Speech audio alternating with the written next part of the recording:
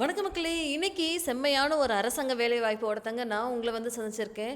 குடுக்குறது யாரு அப்படின்னு சொல்லி பார்த்தோம்னா, இந்தியன் ஆயில் கார்ப்பரேஷன் லிமிடெட் அப்படின்றது. இதுவும் அரசாங்கத் துறையில எண்ணெய் சார்ந்த விஷயத்துல நம்ம வேலை செய்யணும் அப்படின்னு ஆசைப்பட்டோம்னா, கடகடன்னு எடுத்து இந்த விஷயத்த இது எப்படி அப்ளை பண்றது அப்படின்றது டீட்டெயில்டா இந்த வீடியோ ஃபுல்லாமே பாருங்க. நோட்டிஃபிகேஷன் ரிலீஸ் ஆயிருக்குங்க. 1ஆம் தேதி பிப்ரவரி மாதம் 1ஆம் தேதி இந்த நோட்டிஃபிகேஷன் ரிலீஸ் ஆயிருக்கு. தமிழ்நாடுலேயும் ரெக்ரூட்மெண்ட் நடந்துகிட்ருக்கு. லைக் 13 போஸ்டிங்ஸை தமிழ்நாடுக்கு அலாட் பண்ணியிருந்திருக்காங்க. வாங்க தொடர்ந்து இந்த வீடியோ ஃபுல்லாகவே பார்ப்போம். ஸ்கிப் பண்ண வேண்டாம். உங்களுடைய நண்பர்கள்ட்டும் அதிகமாக பகிருங்க, ஷேர் பண்ணுங்கள், சப்ஸ்கிரைப் பண்ணுங்கள். வாங்க வீடியோக்குள்ளே போகலாம். இது என்ன அப்படின்னு சொல்லி பார்த்தோம் அப்படின்னா, எக்ஸ்பீரியன்ஸ்ட் பர்சனலோ இல்லை ஃப்ரெஷராக இருந்தாலுமே நீங்கள் இதுக்கு அப்ளை பண்ணலாம் அப்படின்ற மாதிரி அவங்க சொல்லியிருக்காங்க. அதே மாதிரி பிடபிள்யூபிடி கேட்டகரியில் வர்றவங்களுமே இதில் அப்ளை பண்ணலாம் அப்படின்ற மாதிரி சொல்லியிருக்காங்க.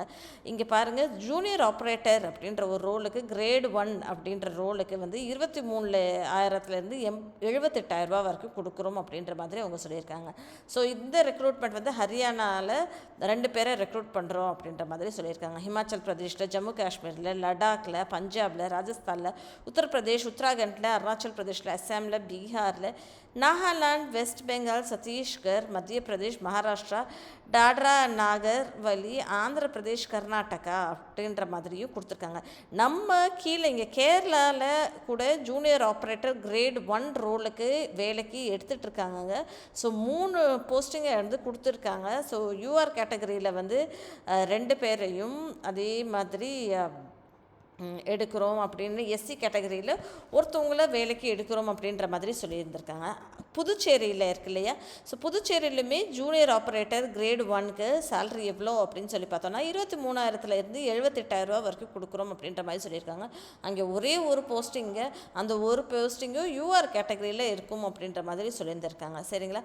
ஸோ தமிழ்நாடை பொறுத்த வரைக்குமே ஜூனியர் ஆப்ரேட்டர் கிரேட் 1க்கு 13 பேரை வேலைக்கு ஆட்களை எடுக்கிறோம் அப்படின்ற மாதிரி சொல்லியிருக்காங்க. ஸோ இதுக்கு சேலரி எவ்வளோனா 23,000 78,000 வரைக்கும் கொடுக்குறோம் அப்படின்ற மாதிரி சொல்லியிருந்திருக்காங்க.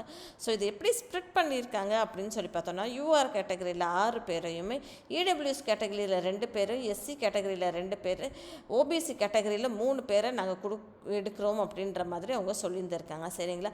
அதே மாதிரி தெலுங்கானா, நம்ம டவுன் சவுத்தில் கர்நாடகா, கேரளா, புதுச்சேரி, தமிழ்நாடு, தெலுங்கானா இது எல்லாத்துலேயுமே அலாட் ஆகியிருந்திருக்குங்க. ஸோ அங்கேயே ஒரே ஒரு வேகன்சி மட்டும் ஒரு போஸ்ட்டுக்கு எடுக்கிறோம், அது யூஆர் கேட்டகரியில் எடுக்கிறோம் அப்படின்ற மாதிரி சொல்லியிருக்காங்க. அதுவுமே ஜூனியர் ஆப்ரேட்டர் வேலை தாங்க. சேலரி அப்படின்னு சொல்லி பார்த்தோம்னா 23,000 78,000 வரைக்கும் கொடுக்குறோம் அப்படின்ற மாதிரி அவங்க சொல்லியிருக்காங்க. அதே போக பிடபிள்யூபிடி கேட்டகரியிலையும் எடுக்கிறோம் அப்படின்ற மாதிரி சொல்லியிருக்காங்க. அதையுமே சதர்ன் ரீஜனுக்கு எத்தனை போஸ்டிங் அலாட் ஆகிருக்குன்னா 7 போஸ்டிங் அலாட் ஆகிருக்குங்க. சரிங்களா? ஸோ 7 போஸ்டிங்லேயுமே அலாட் ஆகிருக்கு. நம்மளால் ட்ரை பண்ண முடியும், இதை டெஃபினட்டாக நம்மளால் எடுக்க முடியும். சரிங்களா?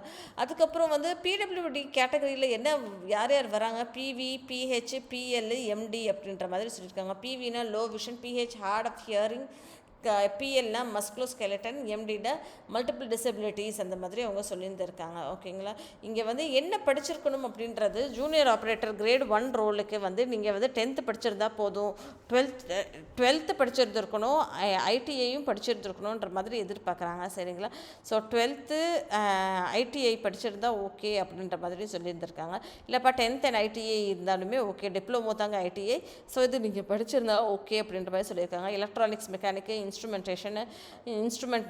Mechanic, electrician, machinist, fitter, mechanical operator, wireman, mechanic industrial electronics, information technology, ESM. ஓகேங்களா? இது நீங்கள் படித்துருந்தால் போதும் அப்படின்ற மாதிரி அவங்க சொல்லியிருக்காங்க.